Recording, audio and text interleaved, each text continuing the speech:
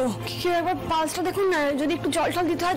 না না, ওনার গায়ে কেউ হাত দেবেন না, তার আগে অ্যাম্বুলেন্স পুলিশ ডাকতে হবে। ঘটনাটা ঘটলো কি করে? ওনার ঘরে লাস্টে কে ঢুকেছে বলতে পারবে? দাদা, আমি যখন বেরোচ্ছিলাম তখন আমি শ্যামলীকে দেখলাম দাদার ঘর থেকে বেরোনোর সময়।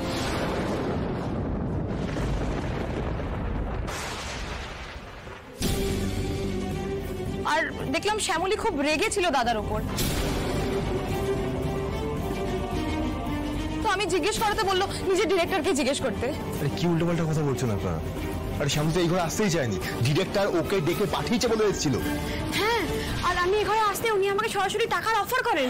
উনি আমাকে শ্যামলী, এসব কি বলছো তুমি? একটা মানুষ এইভাবে পড়ে রয়েছে আর তুমি ওনার নামে মিথ্যে অভিযোগ আনছো? আমার তো মনে হচ্ছে এই ঘটনার পেছনে তোমারই হাত আছে। তুই সব মুখ সামলে কথা বলো। কেন রে? মুখ সামলে কথা বলবে কেন? ও, বুঝতে পেরেছি, তোদের মুখোশটা সবার সামনে খুলে যাবে, তাই তো? শুনুন আপনারা, এই কয়েকদিন আগে মন্ত্রী মেয়ের বিয়েতে খাবারে বিষ মিশিয়ে অনেকগুলো মানুষকে মারতে গেছিল, আজকে এইটা?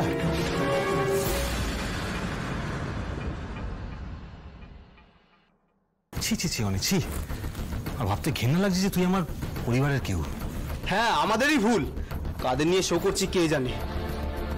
কখন আসবেন আপনারা? তাড়াতাড়ি অ্যাম্বুলেন্স পাঠান। মহেশ্বর, কি থেকে কি হয়ে গেল বলো তো? কি হলো শ্যামলী? এখন চুপ করে দাঁড়িয়ে আছো কেন? সেই প্রথম দিন থেকে তোমাকে নিয়ে ঝামেলা, আজকে তুমি ডিরেক্টরের রুমে ঢোকার পর থেকেই এটা হলো। আশ্চর্য, আমার পরে কি ঘরে কেউ ঢোকেনি নাকি? সবাই আমাকে কেন বলছেন? আমি এই কাজ করিনি। আপনি কি করেছেন না করেছেন সেটা তো পুলিশই ইনভেস্টিগেট করবে। দেখি একটু শোনো, দেখি।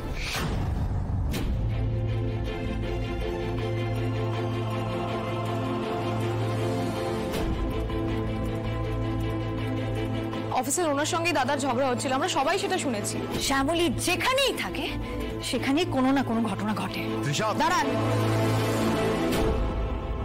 ভুল তো কিছু বলছে না, দাদার ওপর কত চোটপাট পড়েছে। দেখুন, সকলের বয়ানের ভিত্তিতে আপাতত আপনি আমাদের crime suspect.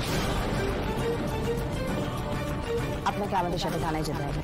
You are under arrest.